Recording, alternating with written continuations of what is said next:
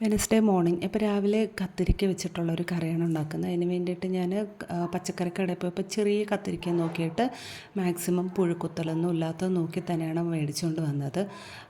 തണ്ട് കട്ട് ചെയ്താലേ അറിയാവൂ. അപ്പോൾ തണ്ടൊക്കെ കട്ട് ചെയ്തതിന് ശേഷം ഇതുപോലെ നാലായിട്ടൊന്ന് കീറിയതിന് ശേഷം ആദ്യം എണ്ണയിലൊന്ന് മൂപ്പിച്ചെടുത്തിട്ടാണ് കറി വയ്ക്കുന്നത്.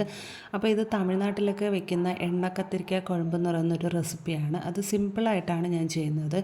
പിന്നെ രാവിലെ നമുക്ക് ഇതൊക്കെ ചെയ്തുകൊണ്ട് നിൽക്കാൻ കുറച്ച് ടൈം വേണം. കാരണം എന്ന് പറഞ്ഞാൽ ആദ്യം ഈ കത്തിരിക്കയൊക്കെ ഒന്ന് എണ്ണയിൽ വഴറ്റി പിന്നെ മസാലയൊക്കെ അരച്ച് പിന്നീട് ചെറിയുള്ളിയൊക്കെ വഴറ്റി വരുമ്പോൾ കുറച്ച് സമയം എടുക്കും. എങ്കിലും നല്ല ടേസ്റ്റാണ്. പുളിയൊക്കെ ചേർത്തിട്ടാണ്, കുറച്ച് കൂടുതൽ പുളിവെള്ളമൊക്കെ ചേർത്ത് ഈ കത്തിരിക്ക ഇങ്ങനെ എണ്ണയിലൊക്കെ മൊരിഞ്ഞ് വഴണ്ടി വന്നത് നല്ല ടേസ്റ്റാണ്. അത് മാത്രമല്ല, ഇങ്ങനെ മുഴുവനോടെ കിടക്കുന്ന കത്തിരിക്കയിൽ അരപ്പിൻ്റെ എരിവും പിന്നെ പുളിവെള്ളമൊക്കെ കയറുമ്പോഴത്തേക്ക് നല്ല ടേസ്റ്റാണ്. പിന്നെ കൂടെ മുരിങ്ങയിലയുടെ തോരനും ഉണ്ടായിരുന്നു.